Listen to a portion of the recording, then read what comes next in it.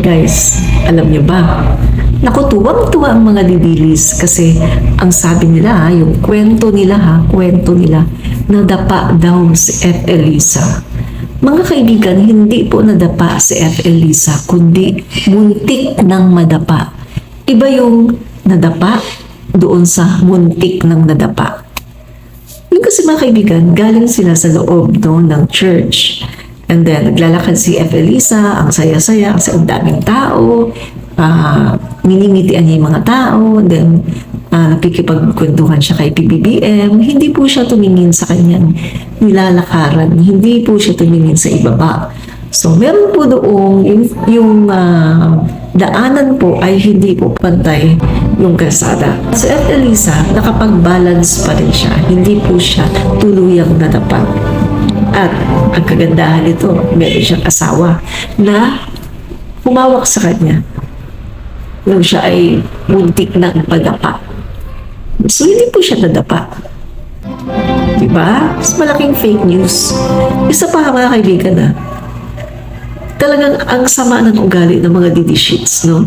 Sobrang sama ng ugali nila. Natutuwa pala kayo kapag merong tao na masasaktan. Anong klaseng ugali meron kayo na natutuwa kayo kapag merong tao na masasaktan or maaaksidente? Alam niyo, sa totoo lang yan ay ugali ng mga demon, mga ugali ng mga tao na mga satanas, mga demonyo.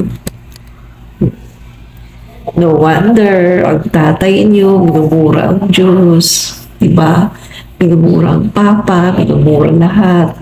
Mga ugaling demonyo ang mga didishits. Natutuwa kayo kapag merong taong nasasaktan. Tama ba yan? Hindi tama yan. Pagbago na kayo, alam niyo, ito ang sasabihin ko sa inyo yung mga tao na naghahangad ng masama sa kanilang kapwa, nakakarma yan.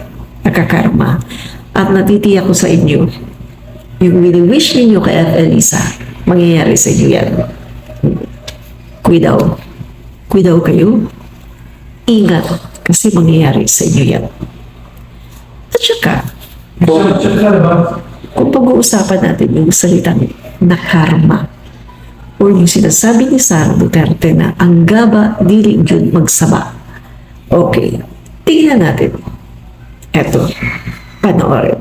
Si dating Pangulong Rodrigo Duterte matapos na aksidenteng madulas sa kwarto ng kanyang bahay kahapon. Sa mga larawang ibinahagi ni Senator Bongo, makikita na nagpunta sa ospital ang dating presidente at sumailalim sa x-ray. Di ba? Alam niyo, sa totoo lang nung nangyari yan kay Digong,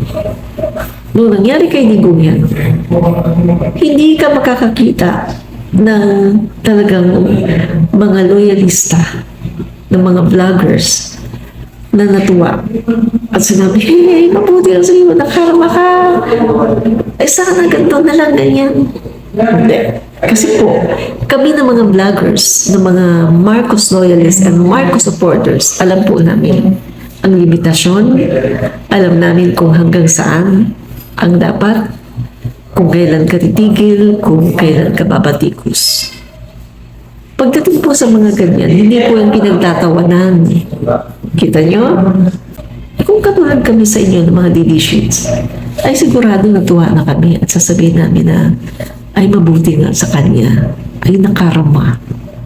Kasi kung titingnan natin, between doon sa nangyari kay F. Elisa na muntik na dapa, pero hindi naman nadapa, at dito kay Digong na talagang nadulas. At dahil sa pagkadulas ay napunta pa sa hospital at nagpa-x-ray pa.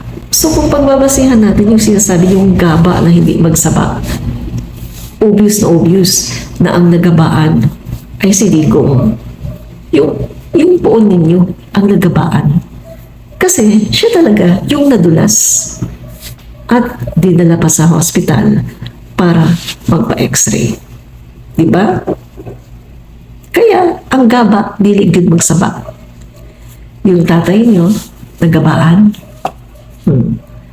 At balita namin, ilang araw na daw, hindi nagpapakita. Totoo ba yun? May nakomatose daw na matanda. Di ba? So, hindi, ako personally, hindi ko pinapatulan yun kasi hindi naman maganda man yun eh. Kung biro man yun, kung marites man yun, na balita, hindi yun maganda. Pero nasasabi ko ngayon, dahil dito, sa pinagtatawanan ninyo na muntik-muntik ang pagkadapa ni F. Elisa, na kung titignan natin, wala namang nakakatawa dito. Nasaan ang values niyo? Nakalimutan niyo na ba o hindi talaga kayo naturuan ng magulang niyo na ang taong muntik lang madapa ay hindi dapat napagtawanan? At hindi ba kayo naturuan ng kagandang asal sa school ng mga guro ninyo na hindi dapat pagtawanan ang mga taong nadadapa or madadapa or maaaksidente? Alam niyo, mga didilis, mag-renew kayo ng inyong mindset or suriin niyo yung mindset niyo. Bakit ganyan na kayo? Parang wala na kayong moralidad, wala na kayong dignidad, wala na kayong sense of good judgment, wala na kayong kagandahang asal. Ganyan ba ang inyong natutunan? Ganyan ba ang na-instill sa inyong isipan since kayo ay naging DDS? Mabuti na lang hindi ako DDS kasi ayokong maging ganyan. Ayokong maging ganyan kasama katulad ninyo. Ba? Real talk lang. Real talk. Walang personalan. So, kung gagamitin natin ang salitang ang gaba, diligid magsaba. Well, dito yan, kay Digo. Yan talaga ang nagabaan. Ay kahapon sa mga larawang Nadulas, ibinahagi ni Senator sa Bongo ospital, Marikita nagpa-X-ray. na nagpunta